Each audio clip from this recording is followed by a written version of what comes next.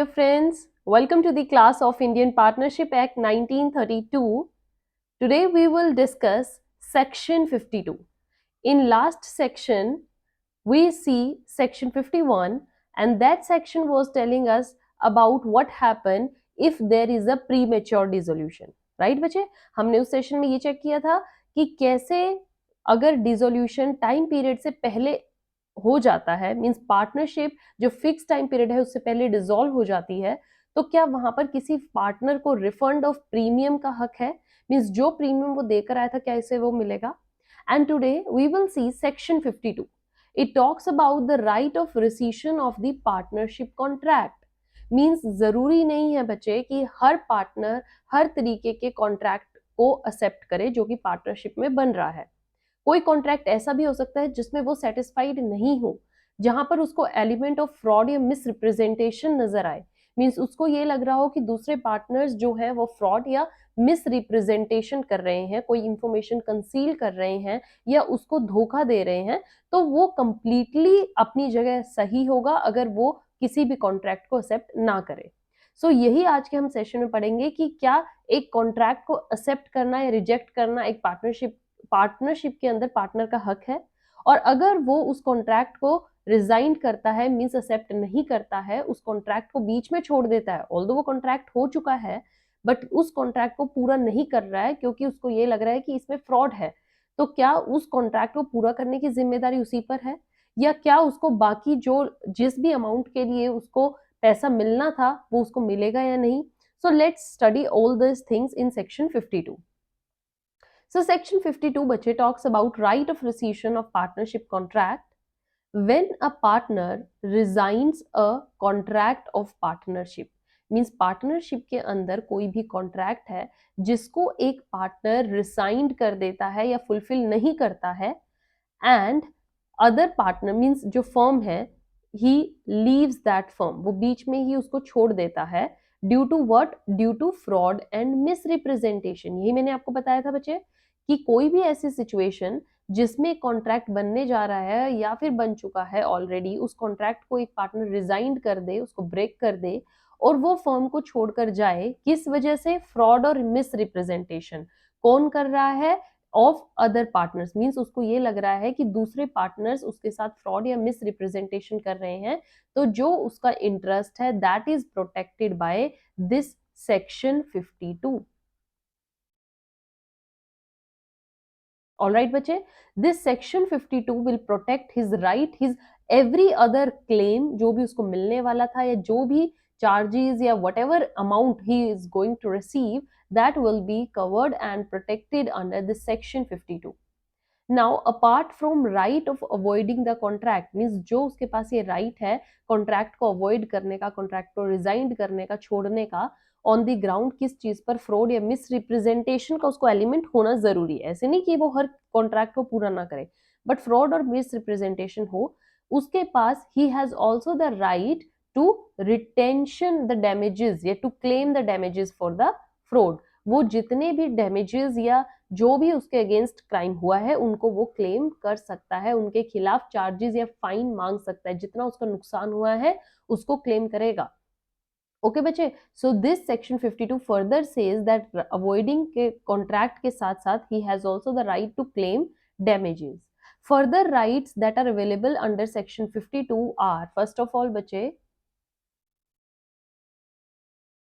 the first right he has that right of linen, right of linen, right. what does this right says, या हम इस linen right को क्या कहते हैं, right of retention.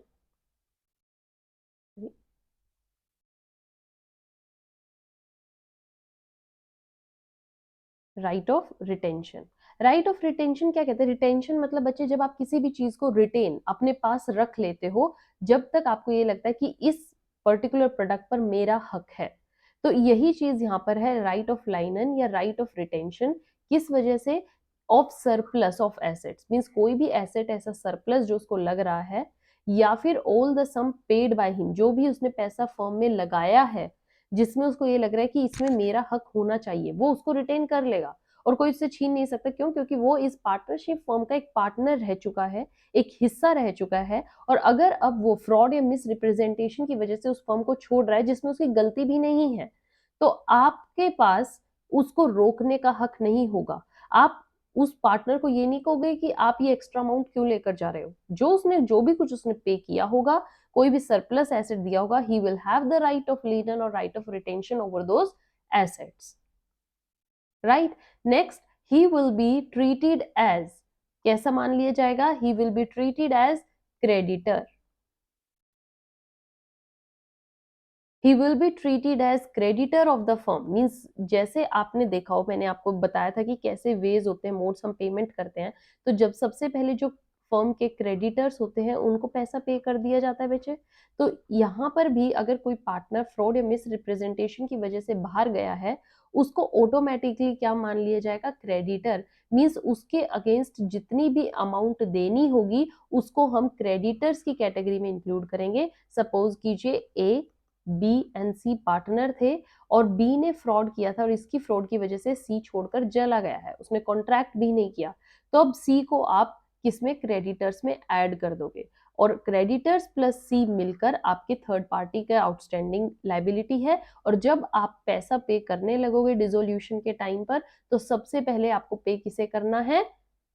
क्रेडिटर्स को भी और सी को भी। Okay, so he will be treated as category of the firm, means he will be given what? Priority in payment of amount.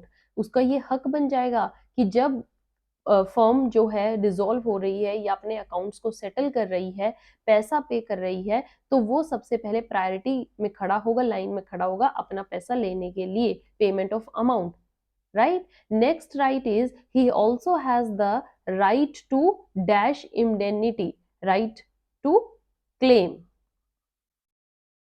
what? indemnity from the other partners। Means भाई मेरे को मेरा जितना पैसा आपकी फर्म में है जल्दी से मेरा दीजिए, अपना जो भी आपका हक बनता है फटाफट मेरा उसमें से निकालिए और मेरा शेयर देकर मुझे फ्री कीजिए। उसके पास पूरा राइट है कि वो क्लेम कर लेगा इंडेमनिटी फ्रॉम अदर पार्टनर्स, कि आप सबका राइट बनता है, आप सब ने मेरा शेयर ले रखा है, मुझे पैसा देकर फ्री करो, बाद में जो करना करते रहना। ओके, गिल्टी ऑफ फ्रॉड और मिस रिप्रेजेंटेशन, जो भी पार्टनर फ्रॉड या मिस रिप्रेजेंटेशन करता हुआ पाया है उससे वो राइट टू क्लेम इंडेमनिटी करेगा। Okay, so these are the three rights which we discussed. Right of lien या इसको राइट ऑफ रिटेंशन भी कहते हैं, he will be treated as a creditor and right to claim indemnity. This are the rights that are given under section 52 of Indian partnership act. आपके बच्चे I hope preparation बहुत अच्छे से चल रही है। अपनी प्रिपरेशन को ऐसे ही करते रहिए, नोट्स बनाइए, एंड दो students who need any kind of support, need these notes, they can contact us through email that we have provided in the description, that is our business mail, and you can write about all your queries there also। तो जो भी आपको problem आ रही है, अब जैसे आपकी judicial exams भी पास में है, तो स्टूडेंट्स जो भी प्रिपरेशन कर रहे हैं they can prepare their notes, or those who want my notes, my handmade notes that are specially for the judicial preparation, they can ask me, they can write their queries through the mail and we will provide you further information regarding that, right students? So in today's session we discussed section 52, right of rescission of partnership contract. I hope you enjoyed it and gained lot of information. In next session we will do another section and that is going to be our last session of this act। okay, then we will move to another act. Indian partnership act बच्चे हमारा syllabus पूरा हो चुका है, मैंने आपको section wise एक एक सेक्शन अच्छे से करवा दिया है। जो भी सिलेबस वाइज आपका कंसेप्ट थे सब क्लियर हो चुके हैं, एग्जाम्पल्स के साथ हमने पूरा एक्ट किया है। और अगर जिन भी स्टूडेंट्स ने मेरे साथ थ्रू आउट प्रैक्टिस किए तो उनको पार्टनरशिप एक्ट का कोई भी डाउट नहीं रहा। okay, and those who are new to this, start doing your preparation from the very first session of Indian Partnership Act and then stay tuned with me, then we will do another act. Till then, have a good day. Thank you.